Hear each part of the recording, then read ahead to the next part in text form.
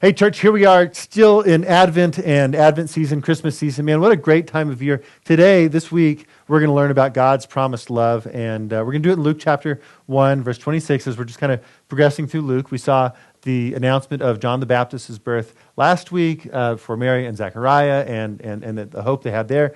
This week, we're going to learn about the birth of Jesus being foretold. So check this out, verse 26 and 27. What we're going to see is that God keeps his promises. And this is important because if you go back Old Testament, hundreds of years before Christ, God had this promise that he made to David, and now in Luke chapter 1, we read kind of that it's going to be kept, right? So it reads like this: in the 6th month, that's of Elizabeth's pregnancy, the angel Gabriel, same angel that came to announce John the Baptist, was sent from God to a city of Galilee named Nazareth, to a virgin betrothed to a man whose name was Joseph, of the house of David.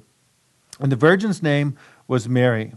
And he came to her and he said, "Greetings, O favored one, the Lord is with you." And so I just want to pause, and it may not seem like much, but what we see here is that God is fulfilling these promises from the Old Testament, that there will be a virgin who bears a child, and his name will be called Emmanuel, and that's from Isaiah. Then from 2 Samuel, what we find is that God made a promise to David that your lineage, your seed will reign forever. And so this is Christ, right? And so what we find is that God keeps his promises, and man, he loves you enough and he loves me enough that the things that he's promised us in his word, we can take to the bank. It's a question, just as we think about God's promises and God's love for us, how do you on a daily basis hold on to God's promises? And what promises do you really hold on to?